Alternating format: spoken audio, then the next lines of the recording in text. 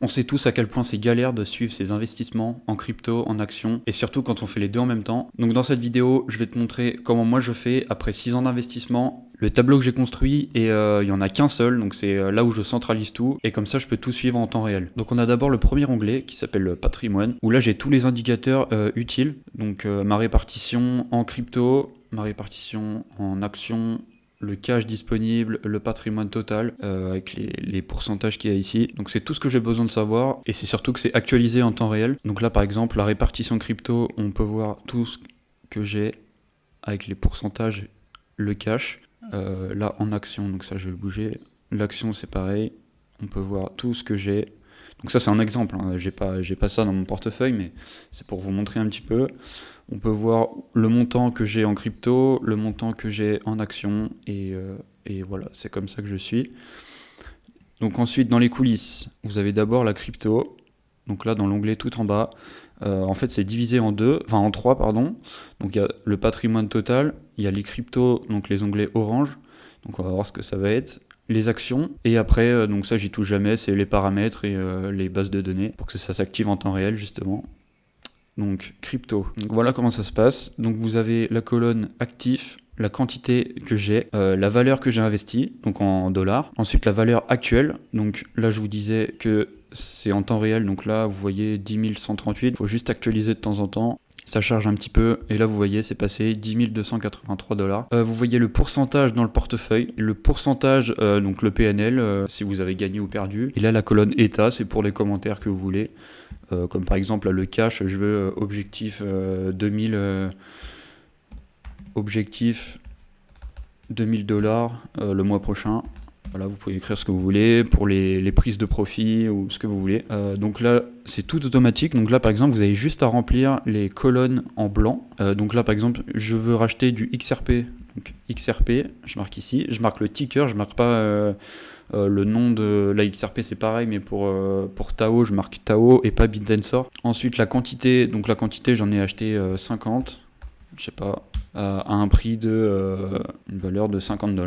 Et là, on peut voir que j'ai fait x2,5. Valeur actuelle 121 $. Et la valeur du portefeuille, donc c'est 0,49%. Donc ensuite, il y a tout le cash, le total. Donc la valeur investie, valeur actuelle. Donc on peut voir que je suis en plus-value de 3,68% sur tout le portefeuille crypto. Et donc à chaque fois que j'ouvre le fichier Google Sheets, eh bien, il y a les valeurs qui s'actualise en direct. Ensuite, vous avez l'historique. Donc ça, en fait, l'onglet crypto, je le remplis à chaque transaction. Et l'historique, je le remplis une fois par mois. Donc moi, j'ai choisi le 15 du mois, c'est le milieu du mois. Ça peut être le premier, comme le 30, 31, comme vous voulez. Moi, j'ai choisi le 15. Et donc là, il y a les montants de crypto sur mes différents portefeuilles. Donc là, par exemple, la date au 15 janvier 2025, j'avais donc sur Binance 500 $, sur BitGet 200 $, Coinbase, vous avez compris. Au total, j'avais 4150 $. Et donc, vous avez l'historique de chaque portefeuille, et comme ça, on sait exactement combien on a sur chaque portefeuille. Donc ça, j'y touche juste une fois par mois, le 15 du mois, et donc j'ouvre à chaque fois mes applications. Donc là, par exemple, le 15 septembre, là, j'ouvre Binance, combien j'ai, tac, je mets 4100 $, enfin ce que j'ai, et à chaque fois, donc ça fait le total automatiquement. Ensuite, pareil pour les actions.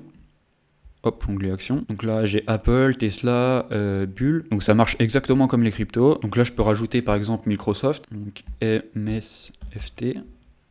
Ok, j'en ai acheté pour 10 actions.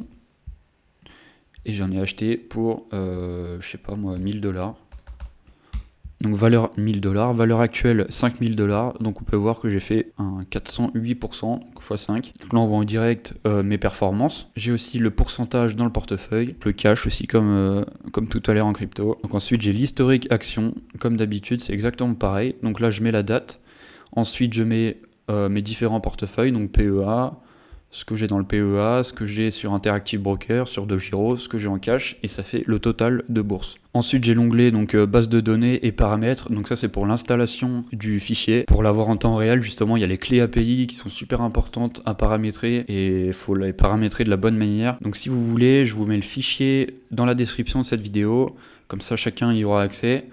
Et je mettrai surtout des vidéos en même temps avec le fichier, des vidéos d'installation de clés API et comment ça se passe pour l'installer. Parce qu'il y a quelques petits trucs à faire attention, surtout au début, sinon les valeurs seront pas mises à jour. Et donc ouais, surtout pour les actions, là ça se fait automatiquement toutes les minutes, mais le plus compliqué c'est pour les cryptos. Donc voilà, et là en direct vous avez le patrimoine total. Donc voilà comment je fais pour gérer mes investissements. Moi, comment vous faites, vous, dans les commentaires. Et puis justement, je mets le fichier en description. Et comme ça, je vous mets la vidéo en même temps. Et je vous mets toutes les mises à jour que je ferai. J'ai d'autres mises à jour à faire. Et je les rendrai disponibles pour chaque personne qui télécharge le document. J'ai notamment 2-3 petites idées pour les différentes devises. Une deuxième chose aussi, c'est pour les clés API sur TradingView.